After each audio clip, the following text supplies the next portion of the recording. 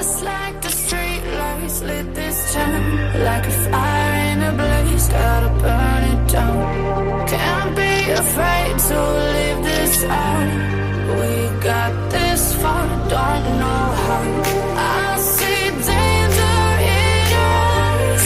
They know we'll burn down the night. Coming just like the sunrise. You know that we're gonna let it rain tonight. We're gonna let it rain tonight. We're gonna let it rain just like the sunrise. We're gonna let it rain.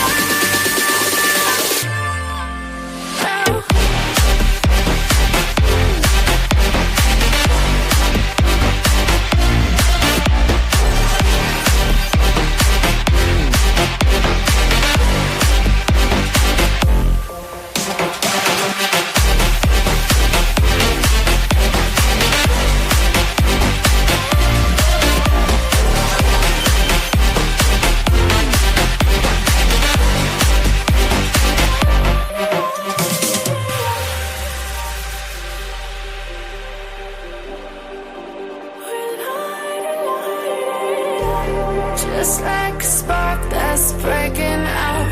Can't make a stop, can't turn back now. We know that there's no room for doubt. No, we can't turn back now. I see danger in your eyes. They know we'll burn down the night. Coming just like the sunrise. You know that we're gonna let it rain tonight. We're gonna let it rain tonight. We're gonna let it rain just like the sunrise. We're gonna let it rain.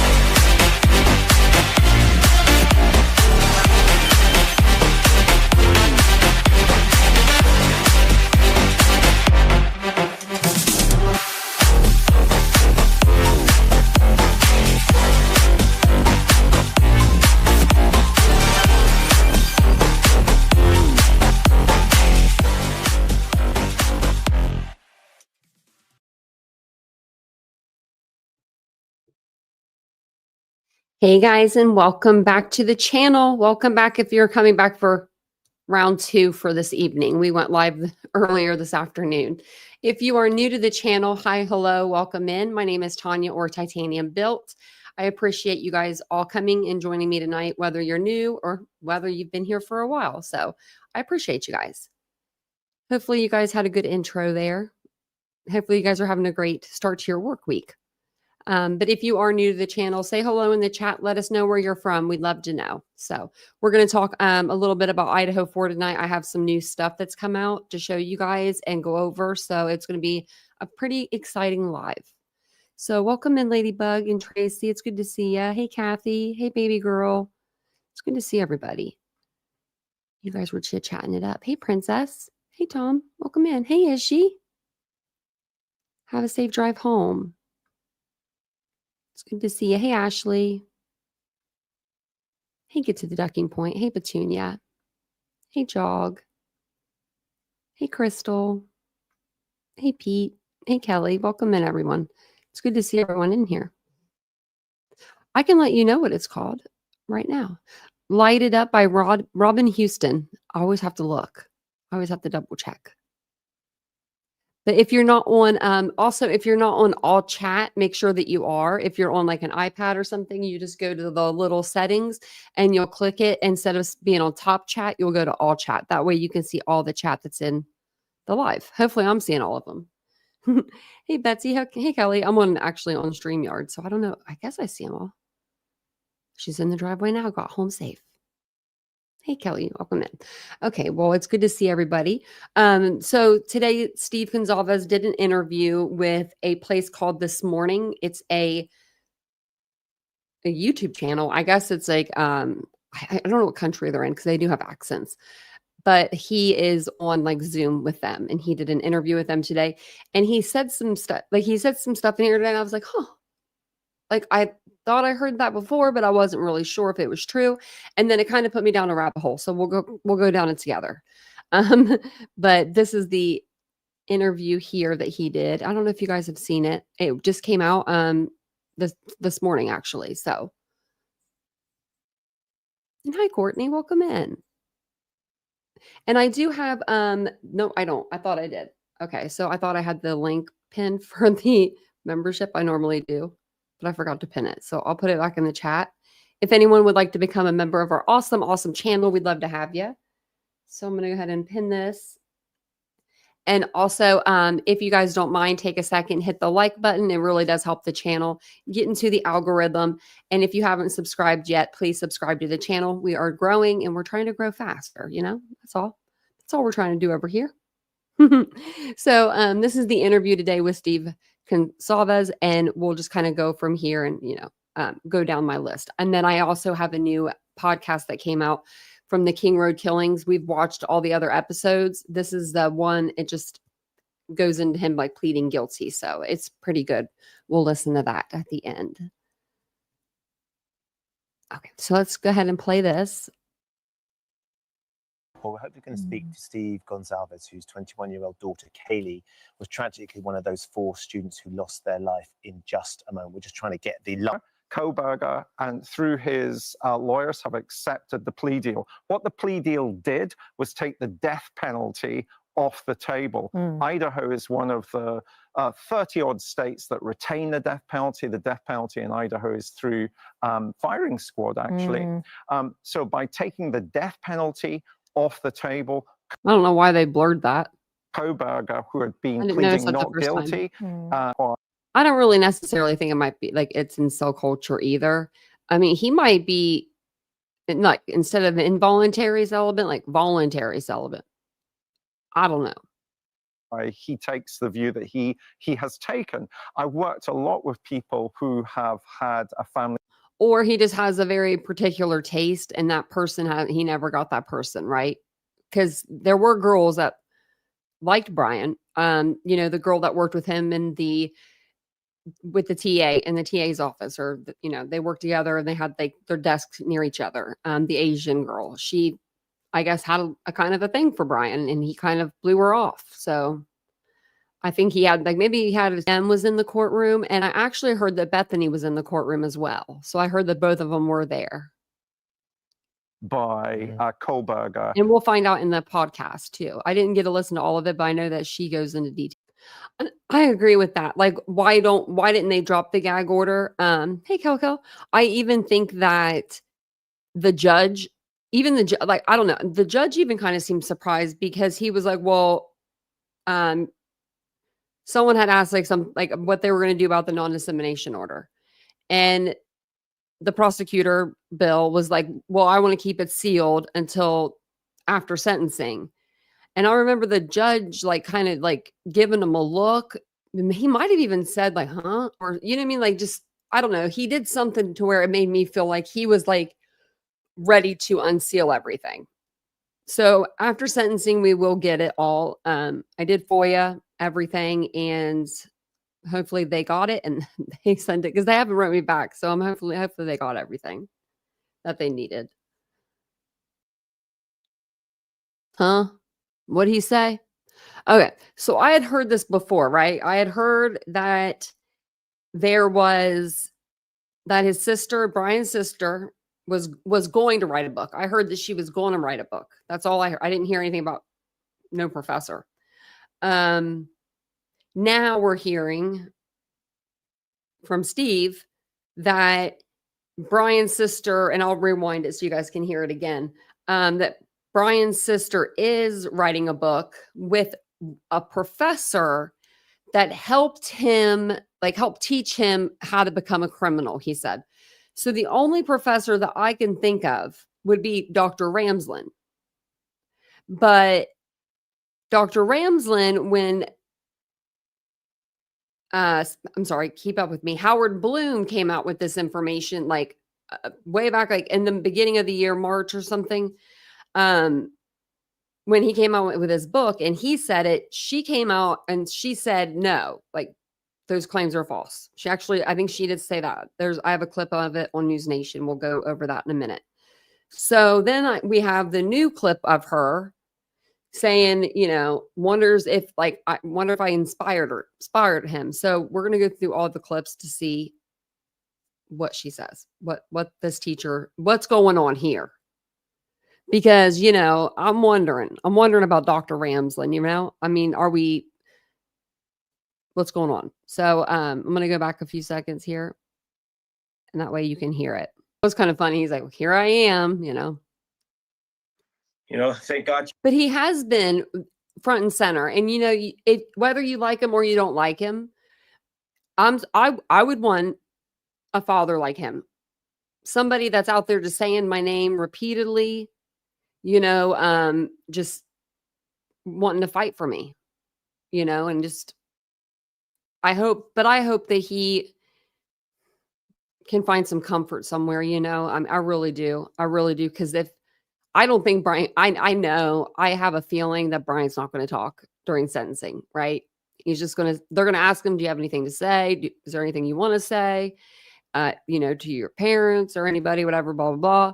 And he's probably going to say, no, I'm good. Like, no, not no one word answer. I'm sure he'll say just no. And then they'll, cart him off to prison or, well, back to the jail. And then he'll go to the prison eventually. Right there. It's 4 a.m. where he's at. This is a shortcut. And I believe I can't buy off on it. No, look. But I just don't understand at the same time. Okay, so this is my thing with this whole, I'm torn, right? If the prosecution had the evidence, and this is me saying this, and I've been behind the prosecution 1,000% since this case started. If they had the evidence, what is 3 more months, right? Other than to save money. Like, that's just beyond me to think about that, because it's only, I mean, they've been doing this for 2.5 years. I mean, Hippler's kind of new to it, but Bill Thompson's been doing this forever and a day.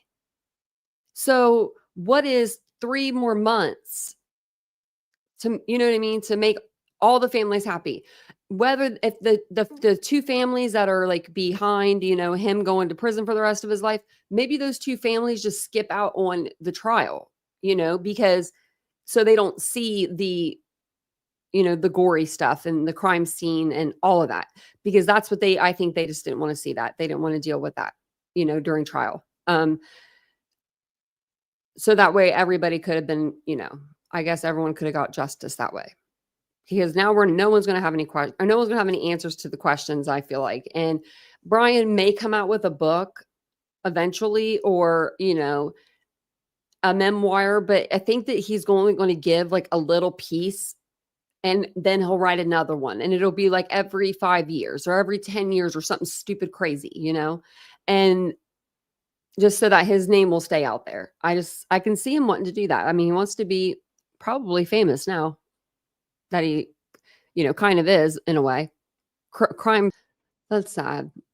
Hey, Mountain Mama. That's sad. I don't know.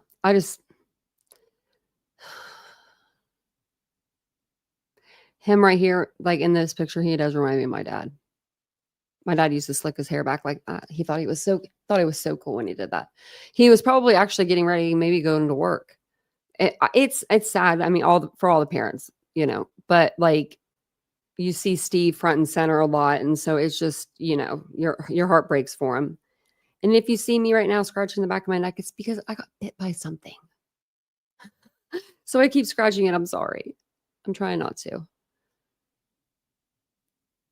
Yeah, if you guys could hit the like button, that would be great. We're gonna go on, and we're gonna go on to the next thing. So basically, what Steve was saying in this interview that kind of caught my attention was that his sister, Bryan's sister, is working on a book apparently with, he said, one of his ex-professors, and this ex-professor taught him like how to commit or how to commit crime, something along those lines. Don't get me it's not verbatim, I don't think. So do you guys think that Bryan would have committed this crime to impress Dr. Ramsland? Do you think that he knew he probably would get caught? And he would hope that he would be her new, subject? Maybe his life wasn't going so well on this side of the fence. He decided to go on the other side and be a criminal instead of writing about them, and studying them, which is crazy to me to think about. I don't know. That's just crazy to me. Really, Kathy? Yeah. Yeah, some of the stuff that he's saying has been pretty true. I'm like, huh. Hey, Jody. Yeah, you can come up, is she? Let me see here. I'm like, where's the invite? Okay. So I wanted to know, and I checked it out because I was like, could Dr. Ramsland and, Bryan's sister, which I don't know which one, could they talk to each other if they're under the gag order, right? We have a gag order. So it says, generally, yes, individuals under the same gag order can talk to each other about the subject matter covered by the order. A gag order typically restricts communication with the public or media, not the other individuals bound by the same restrictions. So they can talk to each other. So I wasn't sure. So then I was listening to this here, and this is from May 6th, 2025. So, and then what was the other one from? And the other one is the new one. I haven't watched all of it yet because she was getting under my skin. But is she up? Do you want your camera on? Oh, I can't hear you.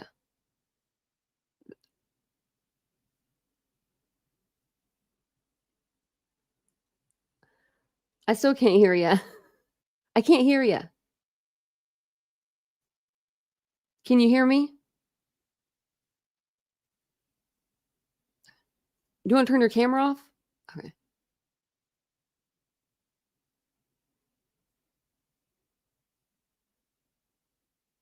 I can't hear.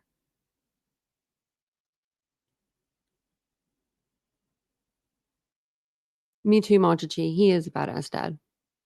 I feel like that would be like my dad.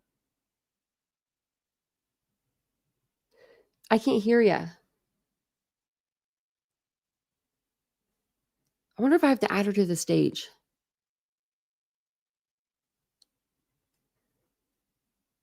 Let me see if I can. Oh, I just took her off of there, I think. How'd I do that? I didn't mean to do that. What'd I do? Did I kick her? Come back up, is she? I'm sorry. I don't know if you want your camera on or off. That's all. And I didn't know how to turn off your camera. I was like, I didn't mean to do that. I don't know what I did. Usually when you boot someone, you boot them. You have to go down and hit I don't know, kick them from studio or something like that. I saw her moving around her house. I think she was trying to get in a better spot. But I think what I'd have to do is I have to just bring her up. I just didn't know if she wanted her camera on. Do you want your camera on? Yeah. She's making me dizzy. She's walking around. I got to add you to the stage, but do you want your camera on? Okay, I'm gonna put the overlay up. How about that? We'll get her up here. Hold on one second. Sorry, guys. This will be worth it. Let's put Kohberger and wait, you can still see. Let's put Kohberger up in front of there we go. Okay. Okay, I added you to the stage. I don't know if you want your camera on. No, it's fine. Oh, okay. I kept saying that, but I was like, she can't hear me. I'm sorry. I know. No, I was like, I think I have to add her to the stage in order to hear her. I was like, that's why I can't hear you. So I just wanted to pop up here real quick because I wanted to, it's like Gabby Petito's dad. They talk so well of him and how he advocates. And it's been so strange to me about Steve because people, they don't like him for some reason. And I don't get why. I know. That's a good comparison, actually. Yeah. They've both been there for their daughters. They both you know, Yeah. they didn't make fools of themselves. I don't think Steve really did. I mean, he only had like one outburst, and that was when they first left the police station that night, like 3 weeks in, and he said he didn't have to go up the stairs. Like he's like spit that out, like, you know, and like meaning he didn't have to go up to the third floor if his victim of his target was on the, you know, the second or the first floor. Because he thought, I think that it was either, I think he thought it was either Kaylee or Maddie, but maybe he was leaning more towards Kaylee at first. And so he did say that, but I mean, like, that was just like something that you can think of in your head, right? That's not like something that the police had told him. And that was Right. just something that, you know, he just spit that out because he was just upset. Upset. Yeah. So And that's then what I wanted to ask. every time he does an interview, everyone twists his words around too. Yeah, I've noticed that. So that's what I wanted to ask you, and then I'll drop down. But I just think it's weird, and I mean, you know, the Petito family, they've done great Mhm. things. Yeah. They've had laws passed, and I don't think that Steve and his family are not going to do the same things. Yeah.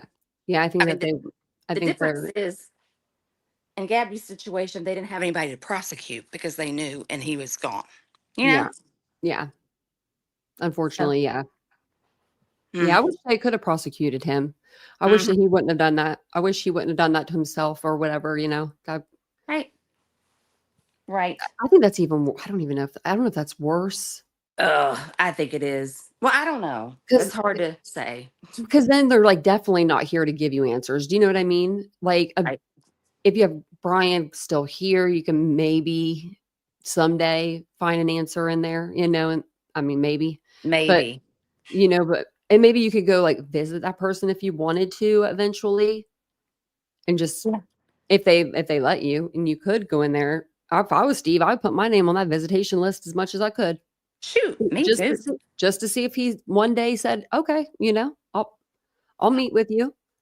And then Steve could just ask him, like, give me my answers, you know, and maybe it'll take 20 years from now. Maybe Yeah. he'll find God in prison, you know, and he'll say, hey, I want to tell everybody what happened. But he's already said that once. Yeah. I don't think he's going to tell anybody. He did say he's going to be exonerated too. So we'll wait on that. Whatever. But I just got home from work. I'm gonna go ice my knee. I'm still gonna listen, Oh, but yeah. I wanted to ask you. Yeah. I just wanted to see what's the difference. Like I don't understand why they come after him so much. It's like he's angry, and Yeah. to me he's controlled too because he knew he could not go in the courtroom that day Yeah. because He he is. was too upset. Yeah. And yeah, he really, like, I was surprised he stayed outside. I was You know? too, but and then people were like, "Oh, he sent his wife in there by herself." No, she had her sister there. Yeah. Um, Her daughter was there. yeah, she was not alone, but No. that's what people are saying. So Yeah. it's like, Oh, no, it's he true. wouldn't, and he would never do that. You know what No, I mean? He wouldn't do that to her. And I mean, I've been on here before, and I've been wanting to like come on here and rant and rave about something. And I played like an interview one time with Christy, and as soon as she started talking, I got calm. I was like, son of a gun. I was like, I really wanted to yell tonight. I was like, aw. I was so ready to yell. I forget what it was about even. Like it was, but I was ready. I was like, I'm going to complain about this. And then she came on, and I was like, oh, she's just made me feel more calm, you know? And I was just like, okay, never mind.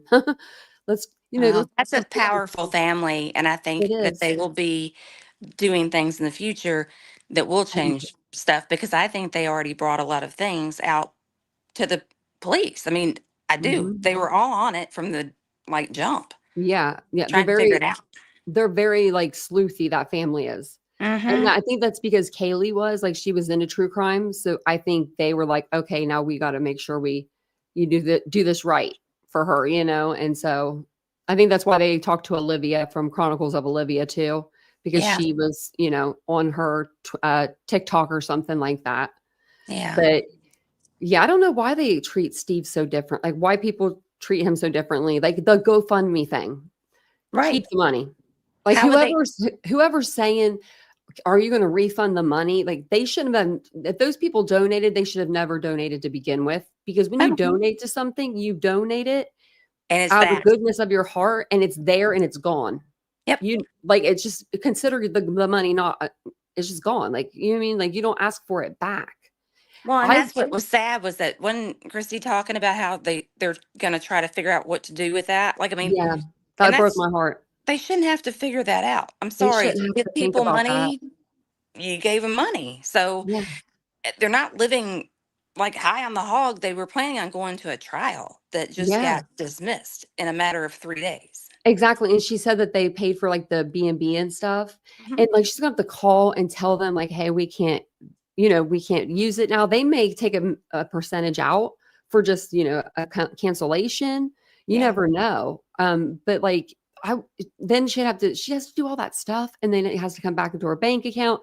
Yep. And then I was just like, this is ridiculous. I think that they should just keep it, put it towards the foundation for Kaylee, or, use it to go take a vacation or something. Go And a somewhere. foundation for Kaylee would be great. I mean, Yeah. it And they would already be- have one. They have one with like all 3 girls. They could put that money into like a gala or something. They could do like a big charity event. And then you get even more money probably. Like, Right. put a little money in, get more money for your. Yeah. Yeah, I heard that they split Avery. I guess Olivia was dating Steve Jr., which is Kaylee's brother, Steve's Right. son. And Right. I heard that they broke up for multiple people. But she was there. No, that was Olivia. The skinny girl was Olivia. She lost all the weight. Oh. She was, yeah. Someone told me that, and I said no. And I had to go back and look at like her facial Oh. features, So and I I was was like, confused. Okay. because I thought that was Olivia too, just by Yeah. looking at her, like the long dark hair, And I was like, Uh-huh. then I was like, no, that's not her.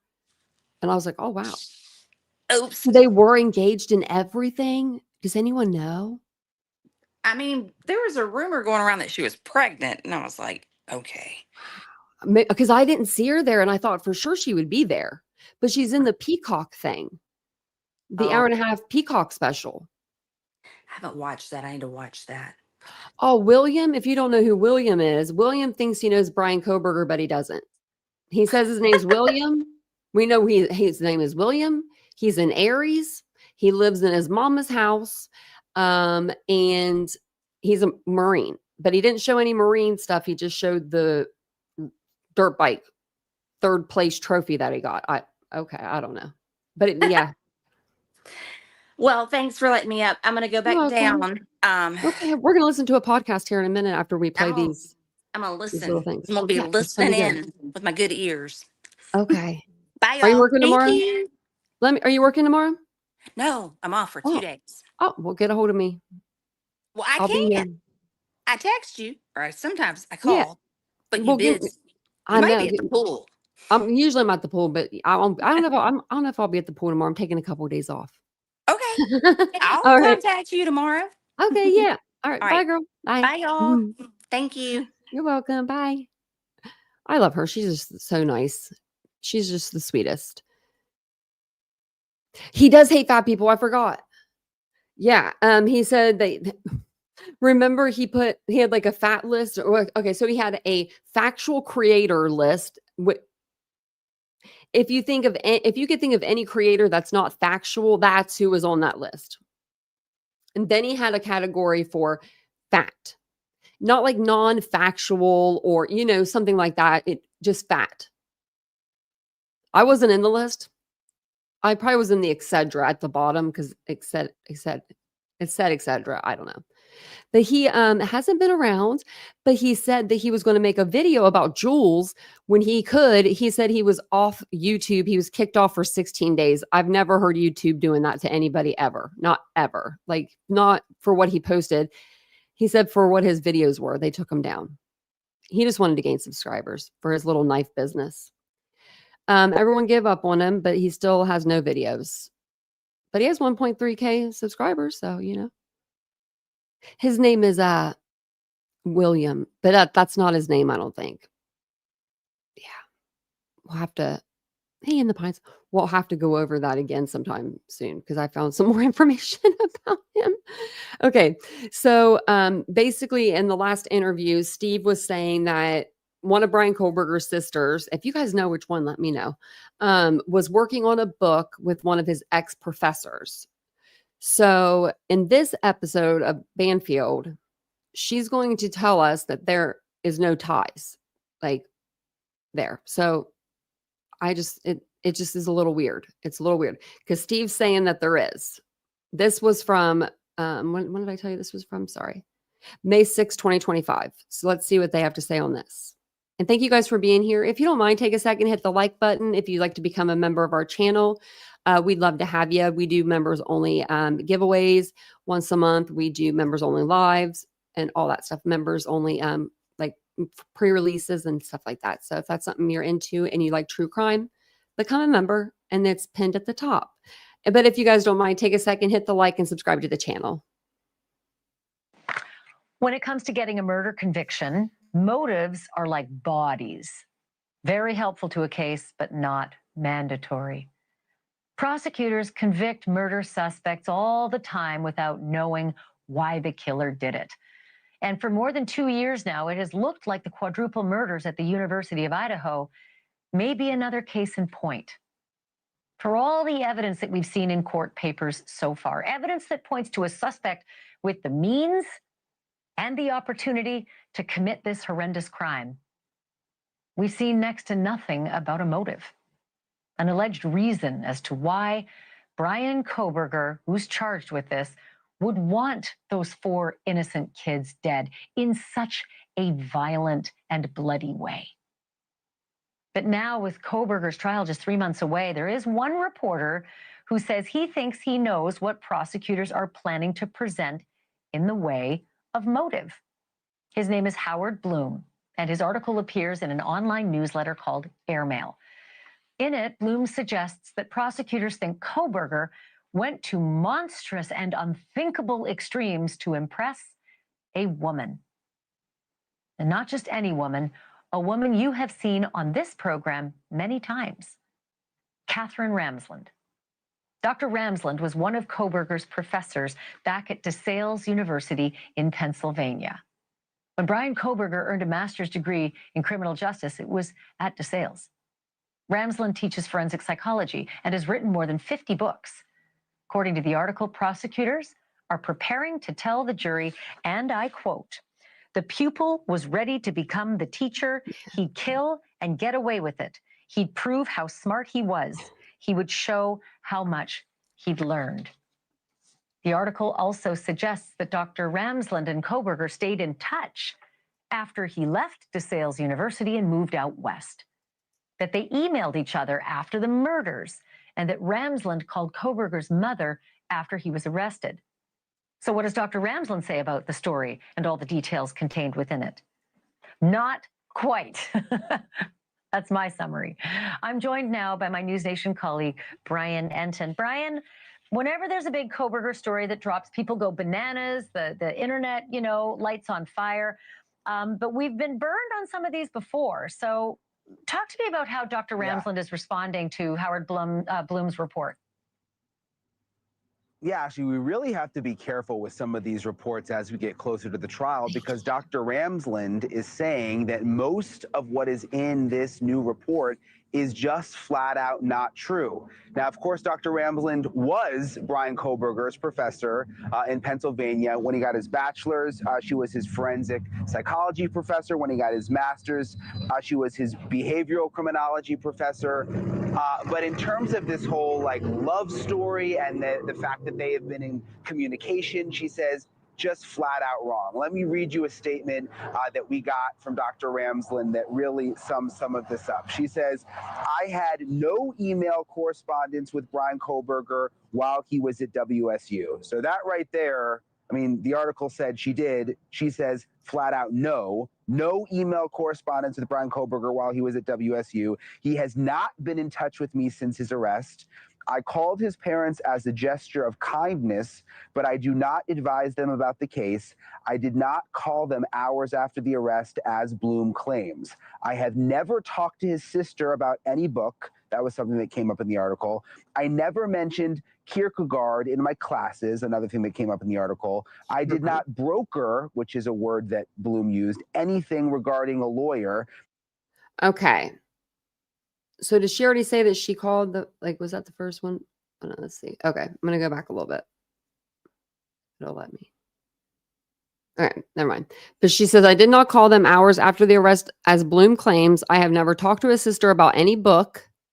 I have never mentioned whatever in my class, and I did not broker anything regarding a lawyer. So this was all in Howard Bloom's book, which we read on the channel. If you guys are interested, it's under the playlist, Idaho 4 playlist.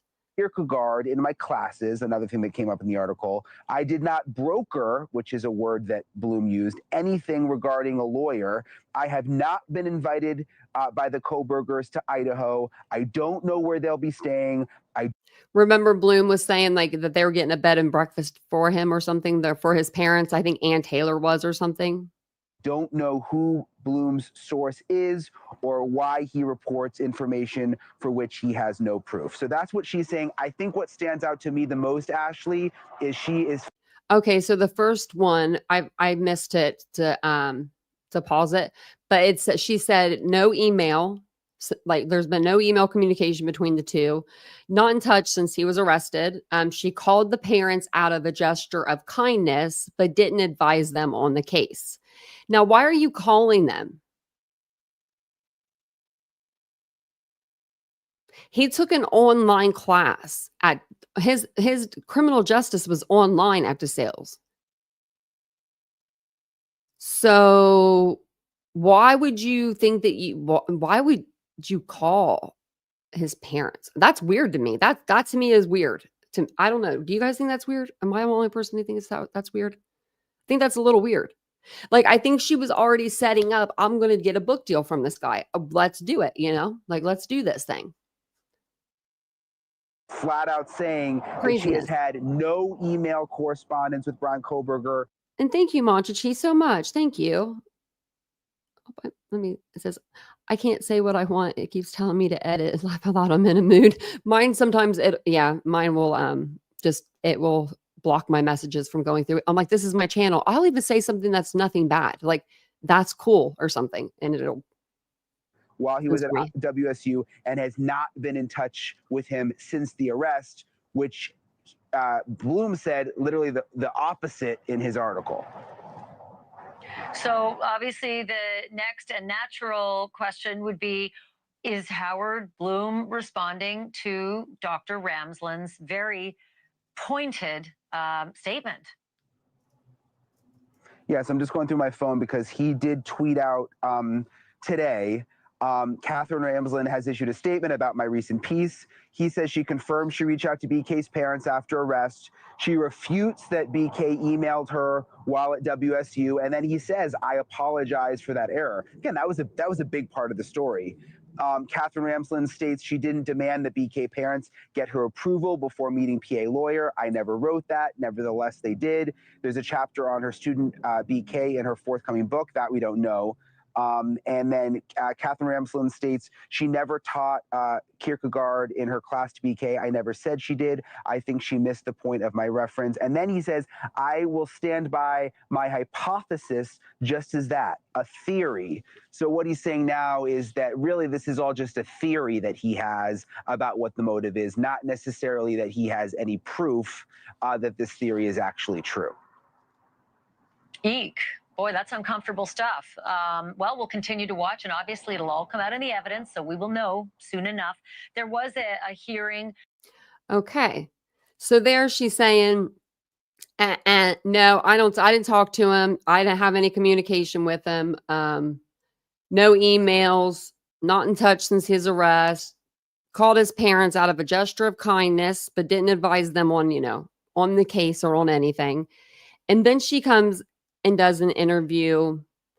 So we have last Friday, not this past Friday, but Friday before, they mentioned something to the parents because every Friday the parents of the victims go on a Zoom call with the attorneys, and the attorneys kind of skimmed over and said, well, he might want to take a plea deal, and just started talking about other stuff after that.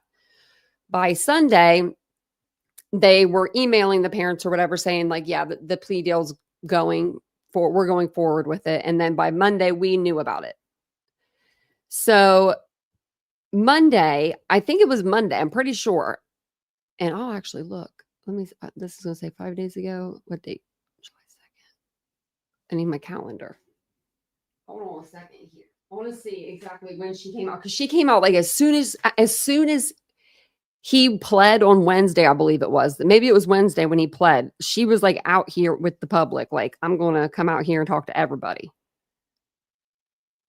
Yeah, Wednesday, July the 2nd. So, yeah, she didn't even wait for sentencing before she decided, like, the dissemination order was still in place. And she was like, oh, no, not for me. I'm going to come out now. Like, she had been waiting for 2.5 years to do this. Do you know what I mean? Like, she was ready. She was ready for it. So, I didn't watch this when it first came out because I was like so upset with this lady because of the title. Wonders if she inspired him. What? Like, I know that you have like this thing with BTK, right? Is he going to get jealous? Is he going to get all angry in his cell and stuff? Because, you know, you're going to have a new friend now. You got a new muse, right? Wouldn't it be funny? I think it would be kind of funny. I'm not going to lie about this. If, like, I want to know everything that happened, but I think it'd be kind of funny if Bryan blew her off. Like, you didn't teach me anything. I got caught. And then he, you know, went with someone else and gave them the plea or the book deal. Because he's going to give it to somebody, right? He's going to give it to someone. Welcome in, E. Welcome in, everybody. Hey, Ace and PK. Okay. Let me go ahead and play this. So it says, Bryan Kohberger's, like I said, professor wonders if she inspired him. I want to bring now And I think she went on like Surviving the Survivor. Is that the name of the channel? I think she went on that channel too. and we're joined exclusively by her, renowned forensic Hi, psychologist, it'll go. There we Dr. go. Catherine Ramsland. As you may know, she was Bryan Kohberger's professor and advisor at DeSales University in Pennsylvania. She has not spoken publicly about Bryan Kohberger until now. She's been on this show talking about other cases, but she's been very, very careful not to talk about Kohberger because of the trial, because she was going to be a witness at the trial, and she now feels comfortable to open up to us. And we've got so many questions, Dr. Ramsland, that I've got so many questions I've wanted to ask you for so long. I want to start with, how did you first meet Bryan Kohberger? What classes of yours was he in? Okay, I want to be just clear that I'm still within the FERPA limitations that protect students and student information. So I will talk within that. I met him in the fall of 2018 when he came to DeSales University. He had an associate's degree and he was going to get into our four-year program as a psychology major. He selected the forensic track, which made him an advisee for me because I managed the forensic track. And he was also in my class that semester. And Dr. Ramsland talks about FERPA. I should have mentioned that. There's a law. One semester? It's a federal law, I believe, that she is not allowed to talk about certain aspects of a student, their grades, certain parts of their academic life. It's almost like a HIPAA. So I don't care about any of that. I don't care about where did he sit in the class? What did he do? Did he look at you funny? Did he like certain things? Those are things we want to know. We don't care about that other stuff. She's going to tell us what she can. We don't care about his grades. Kohberger signs off. She's legally not allowed to talk about certain elements of his academic career. So just keep that in mind if there's some things that Dr. Ramsland can't answer. What was your perception of him? He seemed like eager to be in the classroom. He was polite. He was respectful, intense, and curious. And there was no reason for me to think that he was anything other than someone who was really interested in this potential career. Was there anything looking back now that was strange about him or that you noticed? When I look back, there really isn't anything that stood out to me. I think when you're a teacher, your instinct is to accept students at face value. You don't, start with suspicions or, and there really weren't any red flags. He was always really quite respectful and great. So you're saying that teachers are just naive? No, no, that's not true. People have instincts. It doesn't matter if you're a teacher or if you're the janitor. or whatever. You know what I mean? Like, people have instincts when they see somebody. What was your instinct about him? You said that he was intense. What was he intense about? Intense is a pretty intense word. What's on our screen? Look at, is this the, looks like the court. Must be the Zoom. I'm looking at Ann Taylor's computer screen. Well, he would thank me for things. He was attentive. He would do the work. I didn't have any concerns. Okay. What I End think, of I think discussion. it was 4 classes that you taught him in. What were those classes? There were 3 undergraduate courses in the forensic track that I taught, and he was in all of them. Well, one was Introduction to Forensic Psychology. Another was my death investigation class, which was called Psychological Sleuthing. And the third one was called Dangerous Minds. We went over these. Remember, weren't these online available? I think you could take these. Like, anybody can take her classes. I'll take them. Don't you make me. I will. Psychology of Antisocial Behavior. And then he got into the graduate program in criminal justice for a master's degree. And he took a course with me called Behavioral Criminology. So only one class with criminal justice. Is there anything, Dr. Ramsland, when you look back and you think about the curriculum of those classes, and not getting into his specific experience, but when you think about what you taught in those classes that you think, oh my gosh, he may have used that in what he's now accused of doing here in Idaho? Well, the antisocial behavior course involves serial killers and mass murderers, and we do a lot of case analysis. I use two books that I wrote. One was written with the BTK killer, whom you just mentioned, and his decision process and the crimes and how he thought about them and felt about them, and what was it like for him, to be caught. So that's a very intense book. And also I have one called The Mind of a Murderer, which was about various behavioral experts over the past century who interviewed killers, mass murderers, and serial killers to get as close as possible, spending a lot of time with them to get as close as possible to their process of becoming a criminal. And so he would have been exposed to that. Right. I think some of now looking back, I think a lot of his classes started going online too, right at that time when he switched to, like, when he was going into his criminal justice degree, because that was like 2020, I believe, wasn't it? Or around that time or something, because I think that's why he was taking online classes. I would look at maybe some of the things that interested him as being, right. Something that, let me see, gives me pause. But we always have to think about, we all know, everyone in this field, forensic psychology and criminology, know that we could have students who might become offenders. But we also know that the vast majority of our students will not, and will instead go into a field like law enforcement, FBI, Secret Service, that make the world better, that protect us. Yeah, that would make sense. So we know that there's always a risk that we're attracting somebody who wants to do something terrible. Hoping we won't ever have that, but in my case, I did. Can you say, Dr. Ramsland, what it was looking back now that sort of raises your eyebrows specifically in terms of things in the class? I think just the idea of wanting to study offenders and what their thought process was, how they felt about their crimes, wanting to study that, and then finding out that this is a person who then is now saying he's guilty of doing these things. I have to look at the framework of what I taught and wonder, did I inspire him in some way? Did I, but I can't second guess that, because I may have inspired somebody else to become an FBI agent. And that's, unfortunately, in this field, that's what we live with. That's what we live with. Oh, wow. I mean, you've been studying serial killers most of your life. Look at this Kohberger plea countdown. They had a countdown going on.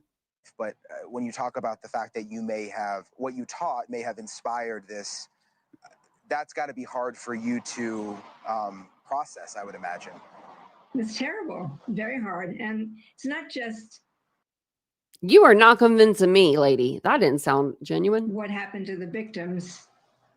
I really thought Bryan Kohberger was a promising student who really could have made a mark in this career in a very positive way. I thought that. So disappointed, angry, and very shocked that this is who he turned out to be, and horrified for the victims and their families. Just horrified. I mean, I worked with Dennis Rader closely for 5 years. I met the victims' families. I saw the devastation that these kinds of acts can have, and I have to always keep that in mind when I'm teaching these subjects. Wonder what kind of relationship her and Carrie Ross, was it Roslyn, her last name? It's BTK's daughter. I wonder what kind of relationship that they have, like her and the daughter, if they're cool with each other, or if they're not, because she, spent 5 years with her father writing about him. What did you think when you first heard that Bryan Right, Zoe? Kohberger, your former student, was arrested for this? I was completely floored. I didn't believe it. And his demeanor that we saw on media was that he was confident that he was going to be able to prove his innocence. So I wanted to wait and see. I wanted to give him the benefit of the doubt.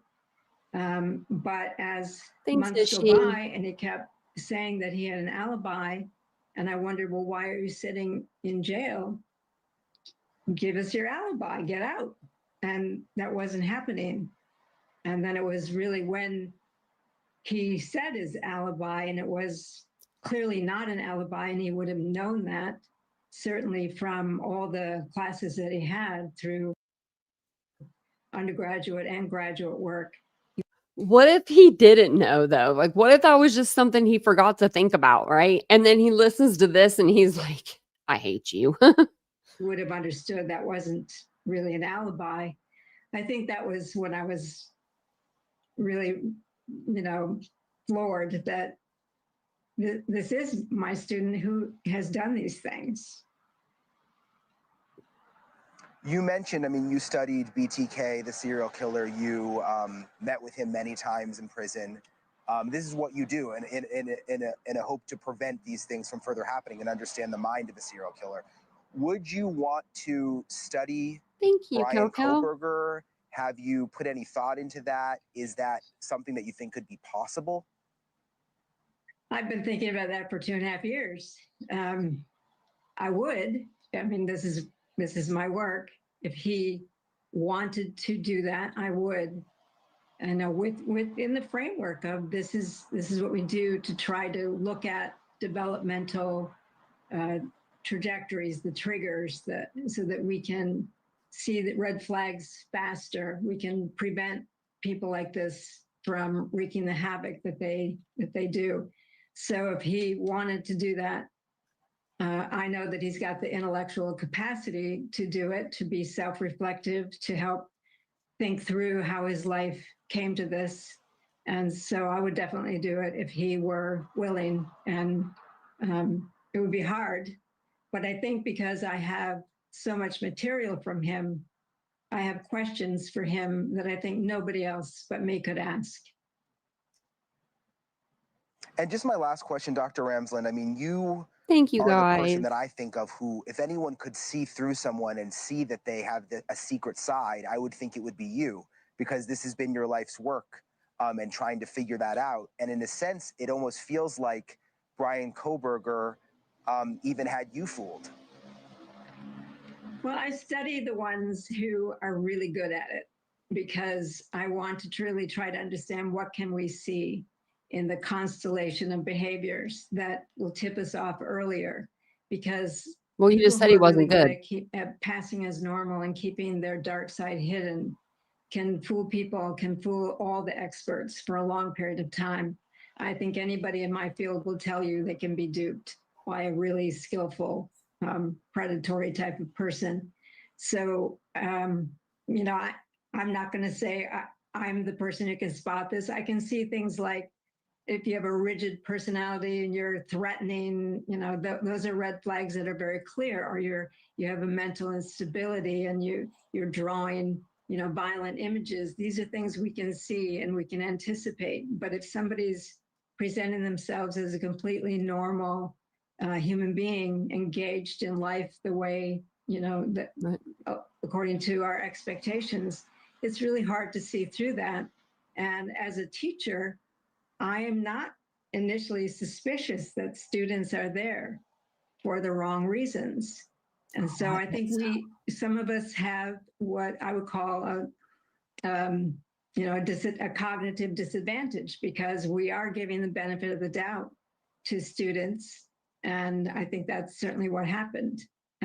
That's why I would want to work with him and study him, because I want to understand how he was able to completely fool me.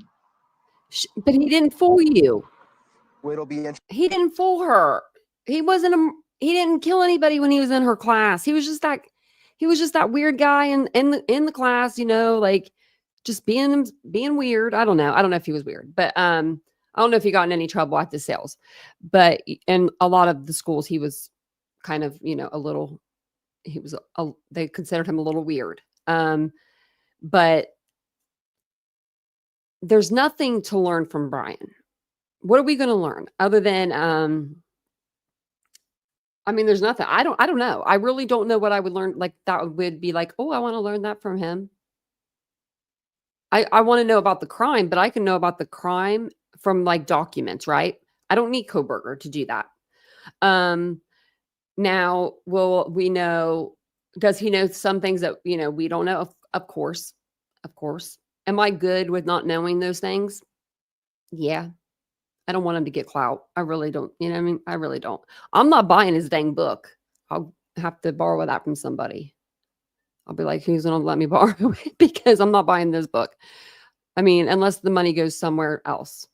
So I wanted to play this podcast for you guys. We have watched every episode on this, on this podcast. So let me share this with you. It's the King Road killings. We've watched these. It's probably been a couple years or a year or so, but I do have them in the playlist if you want to watch them all. But they're available on Apple as well. So if you want to, you can watch them over there or watch them over here. But they did come out with a new episode. And so Kana Wentworth is one of the, I think she's like the producer and one of the co-hosts on this channel or on this podcast. And she was actually in court for Bryan's plea hearing. So she's going to tell us kind of who was all there, what they were doing, if they were crying, what they were acting like, what she saw, what she felt, like all that stuff. So as she's talking, I will put up some overlays. That way you guys have pictures to look at. So it's not just, her talking. And we'll pause it here and there for commentary as well. Thank you guys all for being here. I appreciate it. If you guys don't mind, just take a second, hit the like button, subscribe to the channel, all the fun things that we ask you to do. If you'd like to become a member, we'd love to have you. And the link is pinned right at the top of the chat for you guys. Let me see. Do I have this back all the way? Okay. I might have to refresh it. It's been like a while since I think I've played it. Half years after the 4 University of Idaho students. Let's go back. Okay. It's Kana Whitworth. More than 2.5 years after the 4 University of Idaho students were stabbed to death in an off-campus home, a case that captured the nation's attention, it's finally nearing a close. The defendant, who is set to go on trial next month for the murder of Kaylee Gonzalez, Madison Mogen, Xana Kernodle, and Ethan Chapin, has accepted a plea deal. On this bonus episode of the King Road Killings, Bryan Kohberger pleads guilty. On Wednesday morning, the judge, attorneys for both sides, Bryan Kohberger, his family, the victims' families, media, and curious spectators gathered in a Boise courthouse for for a change of plea hearing. I had not expected to be in this courtroom until early August, when jury selection was set to begin. Up to 10,000 potential jurors would be filling out the jury questionnaire. The trial was set to last 12 weeks and might have answered the biggest questions on everyone's mind. Did Kohberger kill Maddie, Kaylee, Xana, and Ethan? And why? We're over 2 years into this legal battle, and every step has been contentious. The prosecution was seeking the death penalty, and for Kohberger, the stakes could have been higher. But in a stunning turn of events, on Monday evening, news broke that Kohberger had accepted a plea deal.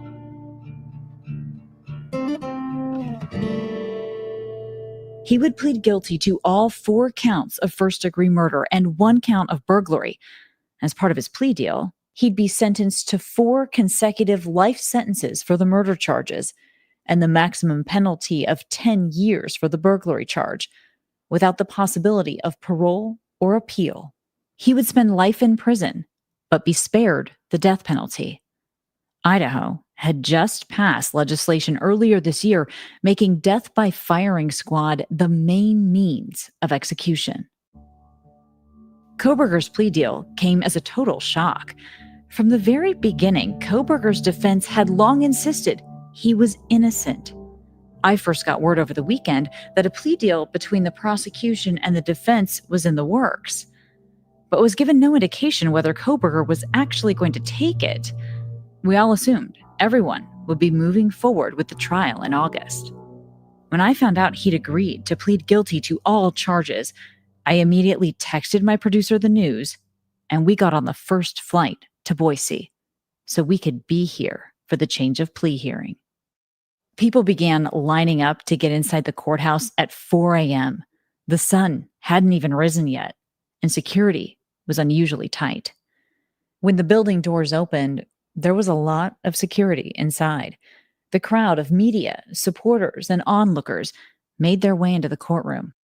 We passed court officials asking everyone to maintain decorum, to keep any strong feelings to themselves, and to not interact with anyone on the other side of the aisle. Around noon, the families of the victims started arriving. Dylan Mortensen, one of the surviving roommates, was also present. On the other side of the aisle were Bryan Kohberger's parents. His mom and dad sat just feet away from the defense team. And then, Kohberger himself was finally... Okay, what did he say? What did she say? I missed that part. Who was sitting beside them? I'm going to go back a little bit. There was a lot of security inside. The crowd of media, supporters, and onlookers made their way into the courtroom. We passed court officials asking everyone to maintain decorum, to keep any strong feelings to themselves, and to not interact with anyone on the other side of the aisle. Around noon, the families of the victims started arriving. Dylan Mortensen, one of the surviving roommates, was also present. On the other side of the... Okay, so we know that Dylan was present, it seems like. We're not sure about Bethany, but I thought I heard Bethany also. But the way that people were sat, it's kind of hard to see. You don't want to be looking around, being that person like gawking. And I would be that person because I do that. I have one eye. So, I got to like really focus in on somebody sometimes. But they didn't, want to be doing that. So they did say, or they did see, the victims' families come in and Dylan. The aisle were Bryan Kohberger's parents. His mom and dad sat just feet away from the defense team. Oh, wow. Okay. So on the defense side, that's where they put the Kohbergers. Okay. I thought they were going to put them all on the same side. I thought it was going to be crazy. Then Kohberger himself was finally escorted into the room. He was wearing a light gray button-down, a gray tie, and khaki slacks. He greeted his defense team and his parents with a smile and took a seat. And then Judge Stephen Hippler began the hearing. All right, we are here today to entertain a change of plea. Before I start, I want to address some issues of concern. Judge Hippler had a stern warning to those assembled and the thousands streaming online. Stop lobbying him about the plea deal. I think that is so disrespectful that the first thing that judge said, I had a lot of respect for him too.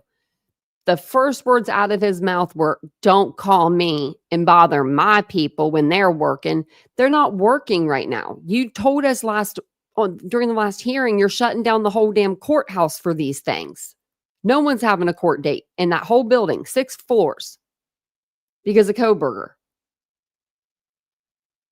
So nobody was working. Everyone's fine. Answer the damn phone. How about that? How about that? Answer the phone. Listen to these people. At least listen to what they have to say. I have not read any of the numerous messages, nor listened to any of the numerous voicemails that have been sent to me and my staff. Those have all been forwarded to security and, where appropriate, to law enforcement. I ask that you not continue to mount such campaigns or to send me information like this because, again, it is not appropriate and, frankly, not something I would take into account. The judge also apologized to the families for the short notice of the hearing. He said he only found out about the plea deal Monday afternoon, like everyone else. He moved on to lay out the basis of the agreement, the reason why we were in this Boise courthouse today. Judge Hippler questioned Kohberger, asking if he understood the charges against him. Hate to interrupt. So he apologized. Sorry, I just found out about this too. Well, then why are we doing this today? Why did we have to do this so fast? I mean, literally, could Kohberger not wait a week? I mean, a week's not long. Give the family some time to decompress, to, where you can actually get them all in the same room and talk to them. I don't think that'd be a problem, right? But no, we had to do it Wednesday. It was so fast, just like the house coming down. Like, man, it was so quick. Kohberger. But for him to say, I just found out, like, what? I'm sorry, is this putting a dent in your day? Abruptly stood up and gave an emphatic yes.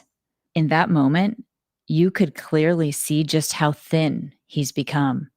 His khaki pants skinnier than me were almost falling down. And Mr. Kohberger, just to make it easier, you don't need to stand when you speak to me. I appreciate the sign of respect, but for convenience, you can remain seated, all right? The judge then asked him a series of questions to make sure he was making the decision voluntarily and that he understood the severity of what he was agreeing to. The judge asked Kohberger if he'd been coerced in any way, if he was under the influence, if he was of sound mind. Has anyone promised you that I would be lenient or easy on you if you pled guilty? No. Has anyone threatened you or anyone close to you to get you to plead guilty? No. Is anyone other than the state's agreements with respect to the plea agreement, has anyone promised you anything in exchange for your plea agreement? No. And finally, the judge asked the big question. Are you pleading guilty because you are guilty? Yes.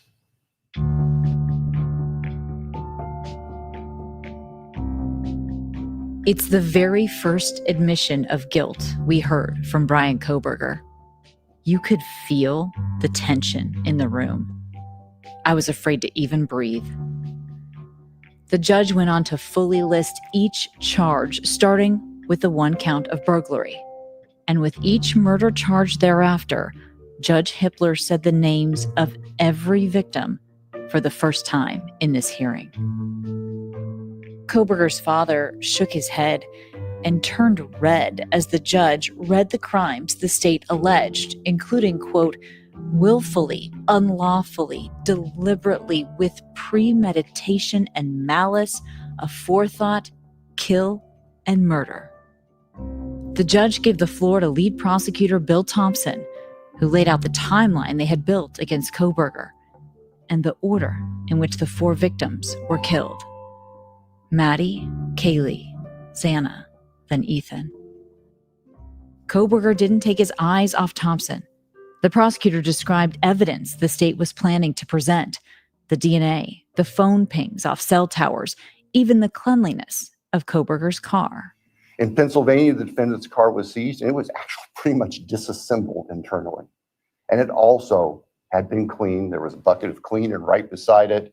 I think we can all look to our own cars, in those compartments in the doors. You can try to keep them clean where you put stuff. There's always some degree of crud in there. They were spotless. The defendant's car had been meticulously cleaned inside. And the state would present to the jury that was part of the defendant's plan in covering up this. Thompson reminded the court that Kohberger had studied how to process crime scenes as a grad student in criminology. And then, the key moment of the hearing arrived. It was time for Kohberger to enter his guilty plea. Judge Hippler walked him through each of the charges and directed him to respond. With respect to count 1, burglary, felony, how do you plead, Mr. Kohberger, guilty or not guilty? Guilty. As to count 2, murder in the first degree, as it relates to the murder of Madison Mogan, how do you plead, guilty or not guilty? Guilty. As to count 3, as it relates to murder in the first degree for the murder of Kaylee Gonzalez, how do you plead, guilty or not guilty? Guilty.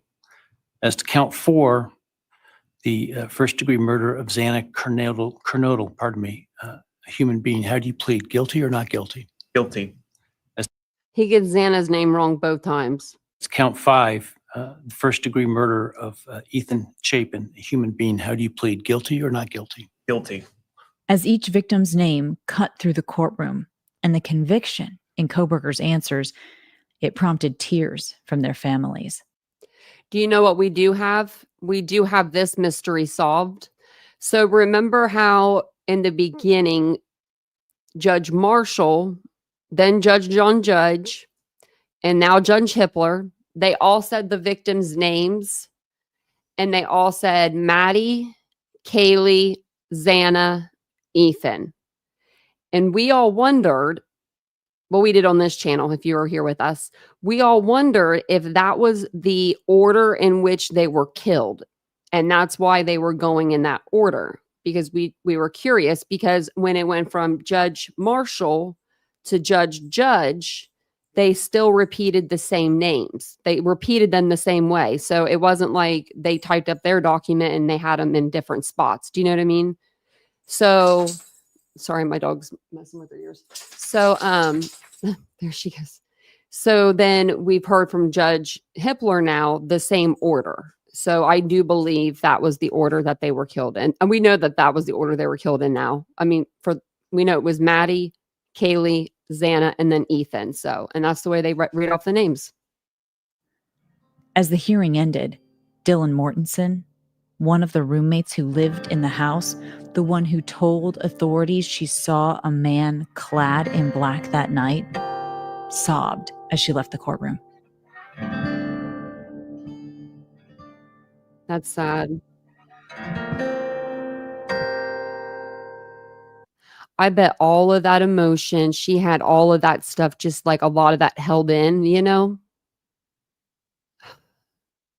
That probably feels like a weight off her shoulders in a way. I mean, I could see that. She doesn't have to get on the stand. I wonder if she'll make a victim's impact statement. I hope she does. I truly hope she does. E-commerce business owners know the best way to run a successful business is to keep their customers. You'll save up to 80. Sign up for your free trial. There's no credit card or contract required, and you can cancel anytime. That's shipstation.com/program.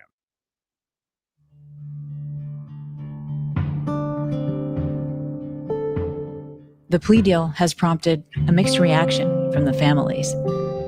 Ethan Chapin's family released a statement Tuesday saying they plan to be at the courthouse in support of the agreement. When I spoke to them before the plea was announced, they were worried that Ethan's character would get lost in the trial, that he'd be treated as just another victim. They're ready to move on and are dedicated to keeping Ethan's memory alive. The attorney for Maddie Mogan's mother and stepfather read a statement after the hearing saying they were grateful to the prosecutors and judges for their diligence and thoughtfulness in handling the case. We appreciate the difficult work you have done to balance the rights of all involved and to uphold the rule of law. You have had our prayers and support throughout this case. We send our love and gratitude to the many family and friends who have supported us, cared for us, and helped us to heal our open emotional wounds. They ended their statement saying the plea has finally given them closure. But for the other two families, they're very disappointed with the outcome. Xana Kernodle's father, Jeff, told the New York Times, quote, "After nearly 3 years of waiting and being told there would be a trial with evidence presented to convict him, I'm disappointed in the prosecutor's decision." And the family of Kaylee Gonzalez is furious, and they've been vocal about it. Her father, Steve, describes the plea deal as, quote, "a deal with the devil." And outside the courthouse, both Steve and Christy said they felt like they'd let Kaylee down. We let her down. I let my daughter down. We're trusting in this. As bad as you could possibly imagine. The family is extremely frustrated that Bryan Kohberger won't be put on trial. They believe they were cheated out of any real justice. They wanted the plea deal amended. They wanted a full confession from Bryan Kohberger and the location of the murder weapon, which has never been found. The victims' families will all have the opportunity to make statements at Kohberger's sentencing hearing, scheduled for July 23rd. It could continue into the 24th. The judge has left the gag order in place, at least through sentencing. So we'll be back in your feed later in July. The King Road Killings is a production of ABC Audio. Okay, I'm Kayna Whitworth. Let me get the overlay down. Oh, I have my camera off. I turned my camera off because I was like, oh, they're not gonna be able to see me anyway. So I thought that podcast was pretty good. It just kind of told us, a little more about who was in the, actual courtroom. I did hear from another news source. I don't know if it was Brian Ninton or Anjanette Levy. They were both there, but they both were sitting behind Bryan Kohberger's family members. I guess it was Brian's mom and dad. And then I think I heard only maybe one sister was there. I'm not really sure on that, so don't quote me. But they said that they didn't see any tears or anything like that. They did see that, they were looking at Brian and stuff, but I don't think Brian was looking at them. So I never once saw Brian turn that direction during the hearing. So, I mean, I would hope that he would have looked at his parents, right? Something. Did we do 200? Thank you guys. I appreciate that. That's amazing. Thank you. Thank you for hitting the like button. That really does help a lot. Tom, do I hear Vincent singing Ice Ice Baby in the background? I should get him to do that on a TikTok. He would never. I'm trying to get him to do a TikTok with me. I've been trying for only 9 years now, 10 years.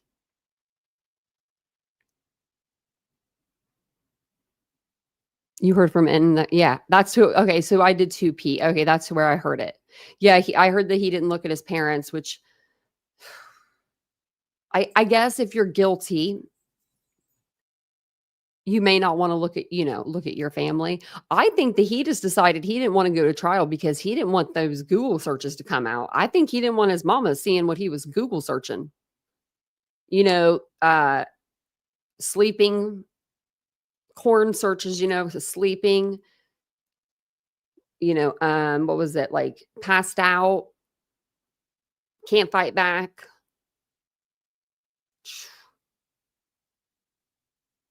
And it's sad that, that's the only way that he thought he could get a girl. He could have probably got a girl. I mean, eventually, maybe not the girl he wanted. I mean, there was, shit. It's not that, shoot, Bryan Kohberger. So if you guys weren't here earlier today for our live, I'm going to share this with you guys because it's newer news that came out, and I figured I'll share it with you guys before I get off here for the night.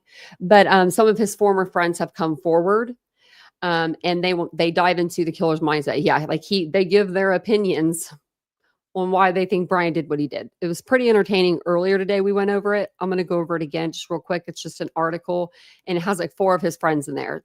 4 of like the original people that we've seen interviews from, which is even better because, you know, face with a name. I like that. So I'm going to go right down to where they were talking. So, right here. So Kohberger's former childhood friend from his home state of Pennsylvania, 31-year-old Jack Bayless, and he was the guy that was interviewed outside, I believe, in his backyard. His idea that Kohberger developed a fixation on people who commit murder and wanted to see if he could get away with committing the perfect crime. This is what he thinks. I think he did it to see what it felt like to experience it. If you wanted to write a paper about what killers feel and why they kill to be accurate, you'd have to experience it for yourself to truly understand it. It's kind of weird. To get into the mind of a killer, you'd have to be a killer, would be my guess. Not my guess. I'm just going to grab my glasses. You know, I've been reading a lot without them. Okay. So then Ben Roberts, he's 33, a former criminology graduate school colleague of Kohberger's at WSU, told the Statesman that Kohberger was kind of non-existent in school. I noticed that unless he was deliberately trying to put on an appearance, if he didn't have the mask, he was kind of non-existent or hollow, I guess. It's kind of like you're staring into an abyss. There's something human supposed to be there, and it isn't. Didn't Kohberger write something about like Into the Abyss or something in one of his writings? I think he did. He added that Kohberger's actions after the murders he has since admitted to committing baffle him. I just can't begin to get inside the head of somebody who could do something like that and then attend class like it's business as usual. That's just completely alien to me. Another former childhood friend from Pennsylvania, where Kohberger grew up in the Poconos, told the Statesman she feels disgusted that he could actually do something so heinous. Kohberger, now 30, did drugs in high school and eventually overcame a heroin addiction. His friends described him as chubby, awkward, and quick-witted to the Statesman. I won't lie, I kind of spiraled yesterday. Casey Arnaz, 32, she's the girl that drove him to get drugs. Remember, she didn't know that he was getting them. He used to beat up her brother. So she says, did he ever have thoughts like that before? Did he ever think that he wanted to kill me or my friends? Were we spared because we were friends with him? Maybe so. Arnaz added later that while she wasn't as close with Kohberger as her brother or her other friends were, he still spent time in her parents' house and she still had spent time alone with him, which makes her wonder why he did what he did. You probably just didn't fit into his category. Plus, I think that he didn't want to do, I don't think he did anything in his home state. I think that was like too close for home. I think when he was in Washington, he just was like, I think he thought he was like invisible almost because he was in a different state. And then I think when he came over to this state from Washington to Moscow, I think he really thought he was invisible. But no, you're not. You weren't. I guess the one thing I would say to him is that everyone wants to say to him. Why would you do this? Why would you take the innocent lives of 4 beautiful people? I can't even begin to imagine what he would say. How does someone justify their actions when they're so morbid? She said. Her brother, 29-year-old Thomas Arnaz, told the Statesman that he felt relieved that Kohberger pled guilty. I am deeply sorry that Bryan's parents have to live with this as well. I've always thought they were kind people and they didn't deserve this. And for Bryan, God have mercy on his soul. And I said this earlier, I think that's the best post right there. Very short, very sweet. You know what I mean? Like right to the point. And I think this is just Gonzalez and stuff. Yeah. So then, as we know, Kohberger is set to be sentenced on July 23rd at 9 a.m., which will be 11 a.m. my time. They're going to go all day. They're going to do victim impact statements the same day. So they're going to sentence him. Actually, I think they'll do the victim's impact statements first, even though, because like that, technically that could alter his sentencing. Like that's what the way it's supposed to go. Like the victims, they do their impact statements, and then I believe that the judge does the sentencing after it, the defendant, if he chooses to speak or not speak, right? They give him that option. But I think with this one, I think they'll probably go in the same order: victims' impact statements and then sentencing, even though we know what his sentencing is going to be. 10 years for the burglary and then 4 consecutive life sentences for the 4 murders, you know, of Kaylee, Maddie, Xana, and Ethan. It's just sad. Let's see. Oh, I wanted to show you guys this. I mean, we've been looking at these eyebrows for a while, but this is his first picture that he took, that they took of him, right? Like when he came in walking from he walked from the truck, the van, this was in Pennsylvania, to the door. We saw him for that 1 second. I think that JLR was there and he's like, "Why'd you do it?" So then he goes in and then the cameras pick him up coming down the hallway with the officers, the one in the white in particular. And this is when they snap that picture of him. So this is when they first arrested him. His hair is pretty dark. His eyebrows are pretty dark and prominent. And that's because I believe his bone structure does that for his eyebrows. But then you see him during court. His hair is lighter. His eyebrows are almost non-existent. He just looks different. Every picture. Did she have him get his hair dyed? I've never heard that before. Like they wouldn't even let Sarah Boone have makeup for her trial. Maybe she wanted a makeup artist though. I think she wanted a makeup artist. I think she did. I think she wanted someone to apply her makeup, but still. Oh, I'm not even showing you all this. Dag nabbit. I thought I was on the stage. I do that all the time. Love you guys. It's because I don't come back to the StreamYard. Okay, let me show you again. Let me go back. This is Bryan when he first got arrested. Dark hair. His hair looks darker here to me. I don't know if it's the lighting or what, but I mean, even in more pictures than this, it looks darker. And then this is his last picture. So that's like his first picture and then his last picture. I wonder if they'll let somebody go in and do still photography during the victim's impact statements. I don't know. I don't know if they would want the victims being, you know what I mean, like them being photographed, but they may let them come in to photograph Kohberger. He will be in his jail uniform. This is the last time that we'll see him in a suit. This is the suit or button up and tie. He'll never have a button up and tie ever again. Yeah, not even when he goes out in the pine box. I don't know if they let their families come in and like give them clothes or something when they die. They might. Squeaky. Whoever has given Sarah Boone that hair, that same haircut should have been sitting in jail right next to her. Isn't that the truth? That haircut was terrible. Oh my God, that was terrible. Kind of miss old Sarah Boone though, you know? Like she was like, I mean, her crime was terrible, but like she was a hoot. Let's see if there's anything going on with her. 2 weeks ago, what? Hold on a second. Okay, that's a video. Running out of time to appeal murder conviction. Yeah, she shouldn't even try it. Yeah, I do, Chloe. I miss her letters too a little bit. Never thought I'd say that. All like 52 pages she wrote to the lawyer. Man. You know, like it's her, that crime is horrific. But like Sarah Boone, that case, at least it gave you like, you know, you could, was it 28 or I thought it was 50. I thought it was like 52 pages. Maybe it was 28. Oh man. But it was multiple letters, remember? So I wonder if we could get those. Like her jail calls. Where's her jail calls at? Why hasn't anyone gotten Sarah Boone's jail calls?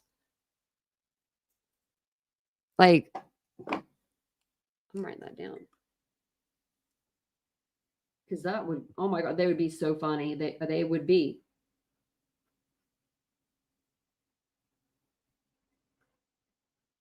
I'm surprised like one of the other channels hasn't gotten them. I'm gonna try. Aries. I never go to her channel anymore. I want to hear Kohberger jail calls. Yeah. You couldn't pay me to read her ramblings. I read a couple to you guys. Sarah Boone and Letitia Stalk both treated the judge like their own personal pen pal. Yeah, they had no clue the court system works. Yeah. Oh my gosh. Letitia Stalk was another case we followed through all the way through trial. And Miss Dorothy, I swear if she's ever expert, I said this before during the Letitia Stalk case. If that woman is ever an expert ever again anywhere, like in a courtroom, I'm not watching it for that day. I even said if it was Bryan Kohberger, if they brought her in for the Bryan Kohberger case, I was like, I'm tapping out that day. That woman is exhausting. Oh, Chloe, yeah. Her whole life, I think she's been a little delulu. And I mean, can you imagine being the ex-husband? And then she was drinking out of the spigot out of the house. Out of the damn house. Oh yeah, 305 gravity. Yeah. He knows. I put a video out and I meant to put it out. It didn't do well because what happened was I put it out and it went under members only. And then instead of me, I should have maybe deleted it and then reposted it because it didn't like get to hit the algorithm because like no one even got the notification, I don't think. But I did a video on why Bryan Kohberger could have been like shaving his eyebrows or plucking them with his fingers. I don't know what he's doing. He's not getting tweezers in jail. They're not giving him that. So I was thinking maybe he did this because he was trying to, how do I say it? Like intimidate Dylan maybe by like being like, look at me. I don't have any eyebrows. You didn't see me in that house. That wasn't me. That wasn't me. And then he got a haircut. He's getting ready to get a new haircut. He's going to be shaved bald when he goes to jail. When they ship him off to prison, they just shave him down. Which I do not understand why they do that. I guess it's for lice and stuff, but like they give you delicer. I mean, they make you take a shower when you go into the prison. They delice you and then they give you your outfit to wear and you put your clothes on and then you go in. But apparently, I mean, they don't do that with women. I don't even think that they cut women's hair, do they? I don't know if they do. So that's so weird to me, right? Because I would think it would be for lice or something. Pub's going to find BK so pretty. Yeah, you're adorable, BK. I'm just kidding. I never thought I'd say that.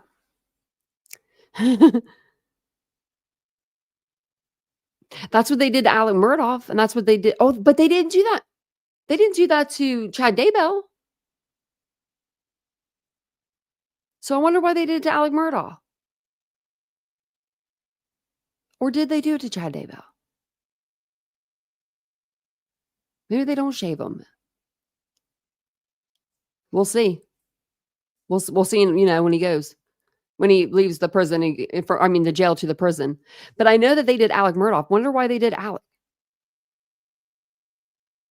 Oh my gosh, Aries, that conversation would be like, I would love to hear that.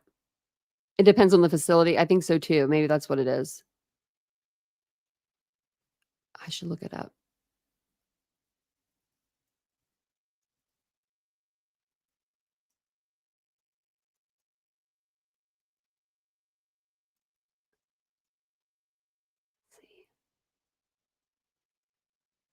No, they don't. Oh man, that makes me sad for him. I wish I just like to see him bald, But it says no. This is the Idaho Department of Corrections. So let me see.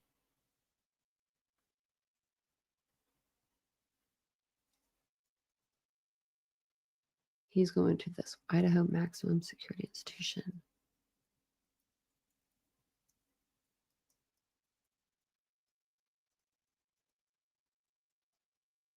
Can you hear me typing? I don't know if you can. It's supposed to be silent, but it doesn't sound very silent. Oh, okay. It says here for the Idaho Maximum Security Institution, It says whether inmates at the Idaho Maximum Security Institution have their hair shaved upon arrival depends on specific details of their intake and the facility's current regulations. It says some sources suggest shaving may occur at reception centers for hygiene and identification purposes, but this might not be universally true for all individuals entering the Idaho prison system. It says that they have regulations regarding inmate hair and facial hair, including permissible lengths, cleanliness, and the use of inmate barbers. So, I mean, but his haircut looks pretty clean. It says inmates at community reentry centers are subject to intake procedures that include identification photo requirements, implying that appearance is documented, though it doesn't automatically mean a shaved head. Okay. So I guess we'll have to see if he gets his head shaved or not. I'm going to pin some of these and get rid of some of these tabs. But I think that's all I have for you guys for tonight. Yeah, I heard it was like number it was within 15. Is it second? Oh wow. Yeah, he's not going to have fun there. It's not going to be a good experience. It's not going to be daycare as Steve thinks, in my opinion.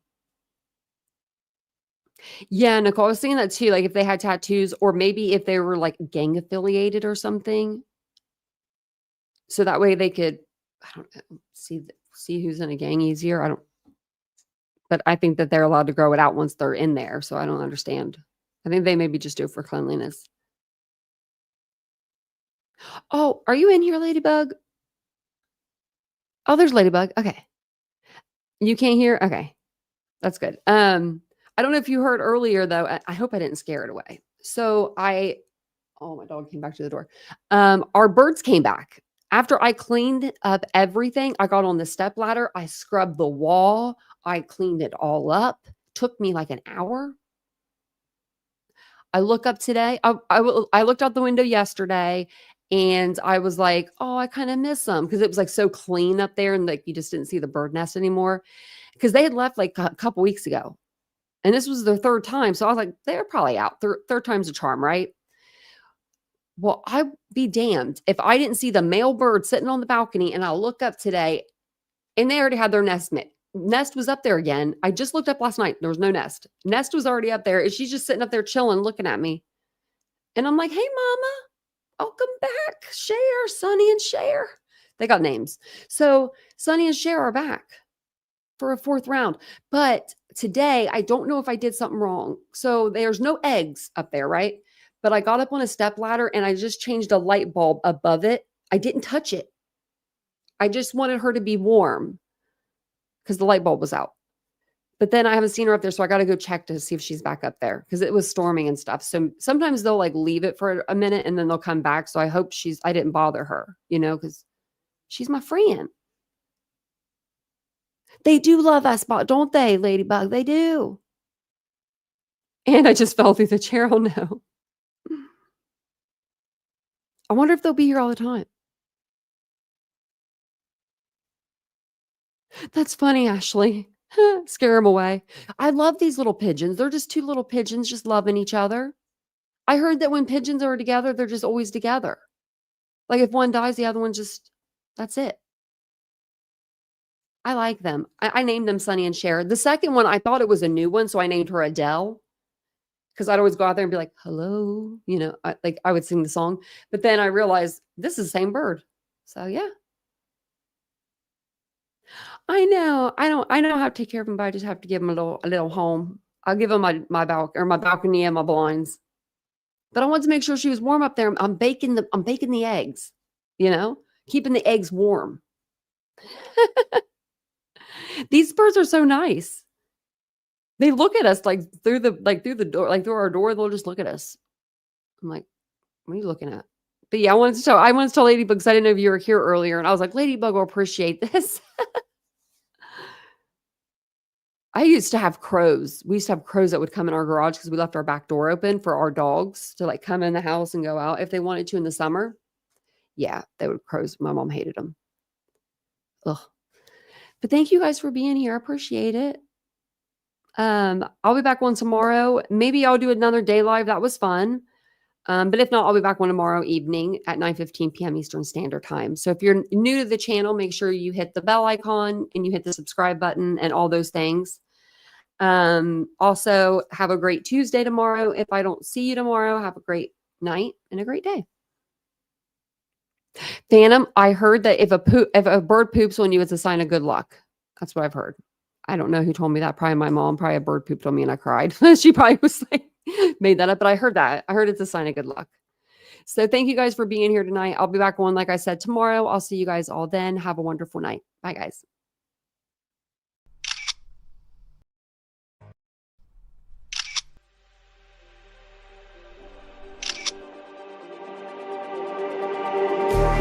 Just like the street lights lit this town, like a fire in a blaze, gotta burn it down. Can't be afraid to leave this out. We got this far, don't know how. I see danger in your eyes. They know we'll burn down the night. Coming just like the sunrise. You know that we gonna light it up tonight. We gonna light it up tonight. We gonna light it up just like the sunrise. We gonna light it up.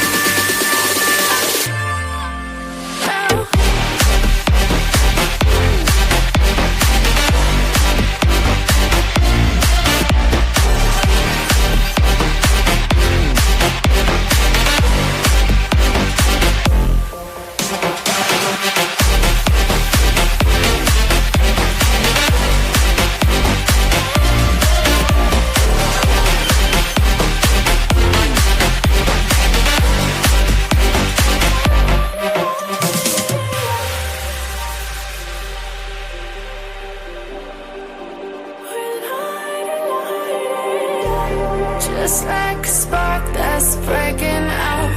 Can't make a stop, can't turn back now. We know that there's no room for doubt. No, we can't turn back now. I see danger in your eyes. They know we'll burn down the night.